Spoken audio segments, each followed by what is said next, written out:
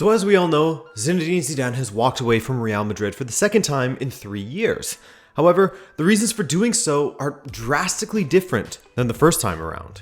What's up, I'm Adrian and welcome to Rabona TV. On May 31st, Zinedine Zidane released an open letter to the media aiming to give Real Madrid supporters his reasoning as to why he left the club this time. This was actually an extremely open and honest letter. He didn't really skirt around anything. And if you want to stay up to date on everything surrounding Real Madrid and get the fastest news updates around, then be sure to download the OneFootball app, linked below. It's free! OneFootball's app is your all-inclusive football app. Follow the teams and competitions you care about, and your homepage will be tailored to your liking, bringing the latest news on said players, clubs, and competitions. Plus, follow matches live with their match trackers, watch some leagues like the Austrian Bundesliga and more live and for free through the app, take in videos, highlights, track transfer rumors, and so much more. Again, use the download link in the description to get OneFootball on iOS or Android for free. And don't miss a moment of football this summer. It will be wild with transfer news, managerial changes, and of course, the international tournaments. Thanks, OneFootball. And now to Zizou. So, Zidane released a letter via Spanish publication AS on May 31st, and it was way longer, more in-depth, and honest than I had expected it to be. Zidane seemingly reached a breaking point this season, and it kind of sounds like even he, a loyal Real Madrid man since 2001, is a little bit sick of Perez at this point. He also made the shocking admission that he did indeed start the fire at the Bernabeu a week ago to spite Perez. I couldn't believe, and I'm joking, of course. Mind you, this shouldn't really come as a shock.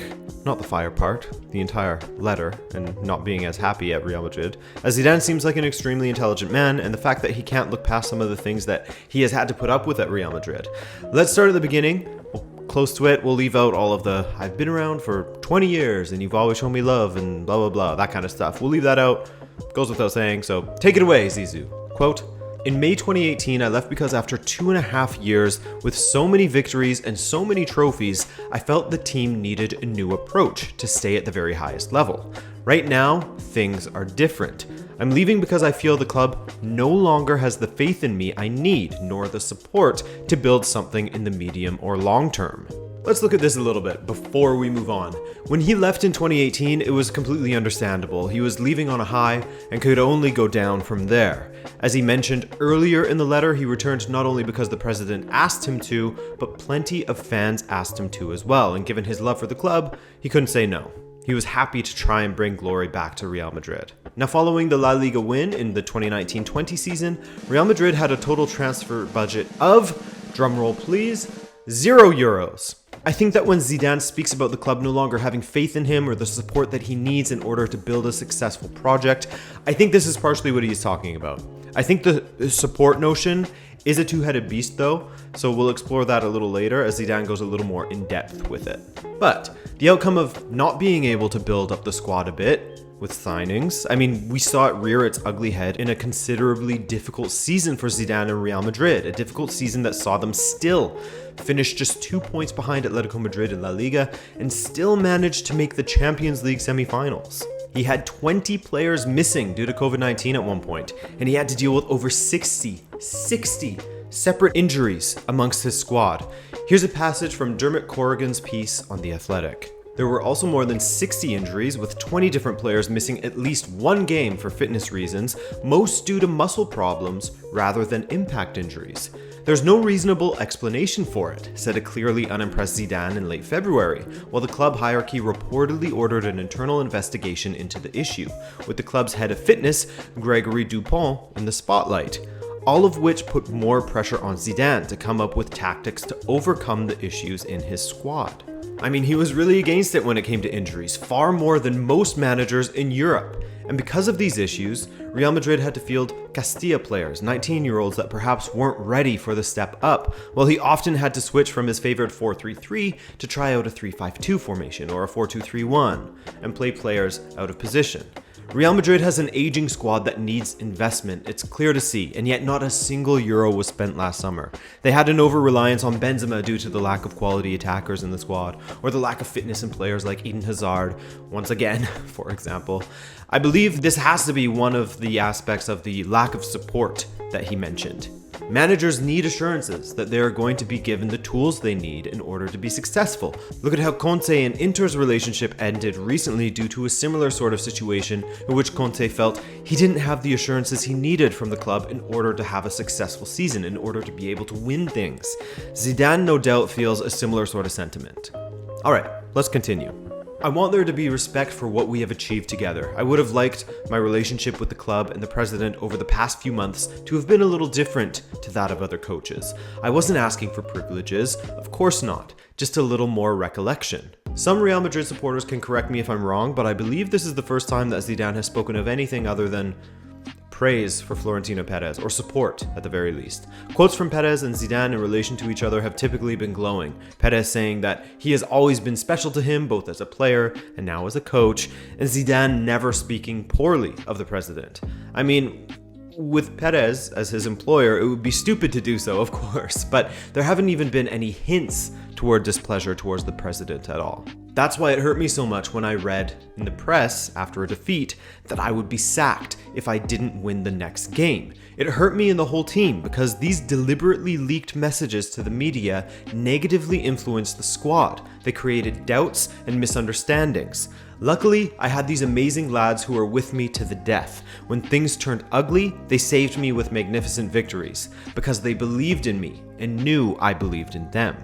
Now this is where the letter gets extremely interesting, and I'm sure you picked up on it immediately. Zidane making allegations against Real Madrid, saying that they intentionally would leak to the media that he would be sacked if they lost another match. You can see why this would upset him. I know that football is ultimately a results business, but you would hope that someone of Zidane's stature in the club, with everything he has done for them as a player, and even more so as a coach, that the club he was working with wouldn't revert to these sort of tactics in order to hopefully get a reaction out of the manager and the players. This, no doubt, is the other aspect of the lack of support that Zidane spoke of, and his disposition is completely understandable in my book. So it seems that his reasons for leaving are justified, and the class act that he is, he didn't seek any sort of severance from Real Madrid once again. Other managers would negotiate for the remainder of their contracts to be paid out. Typically this happens when the club wants the manager out more than the manager wants to leave, but in cases like Conte's, terminating the contract by mutual consent can still lead to a payout. Not in Zidane's case, he's simply walking away and leaving money on the table. To sum it up, Zidane's relationship with Florentino Perez has clearly eroded, and on this matter actually, some question whether the final line of his letter points towards Zidane's disapproval of the Super League, in which he said, quote, "Let's not forget about football, let's care for it," end quote. And I mean, take from that what you will. Maybe it was a slight dig at the Super League, Perez's, baby, but I mean, we can't say for sure. On top of his relationship with Perez eroding, he felt unsupported by the club, unsupported by them both in his job security with the media leaks and with the lack of funds available to him in order to, as he said, build a project for the medium term, or let alone the long term. A successful project. He felt that with his achievements in the past, he should have been treated better and backed further. When he signed on in February of 2019, he spoke of Real Madrid as a second project with the club, and he feels as though he hasn't been given the tools to build that project. So what do you think of all this? My opinion, I think his reasons for leaving are justified, and he nearly retained the La Liga title with a squad that was absolutely torched by injuries and COVID cases. I mean, Zidane himself was out for a while as he had a positive COVID test as well back in February or whatever. I know for a fact that someone like Antonio Conte would have walked away from Real Madrid last season as soon as he found out that there would be no signings during the summer of 2020. Zidane, he stuck around in good faith and out of loyalty, and when that loyalty wasn't reciprocated throughout this difficult season via the leaks, then there was no more reason for him to show said loyalty to the club anymore. But yeah, be sure to let me know your thoughts down below. Subscribe if you're new to the channel. We'd love to have you join this community that recently reached 200,000 subscribers. And we'll catch you later in the week for our Euro 2020 preview. I can't wait. So take care, guys. Love ya. Ciao.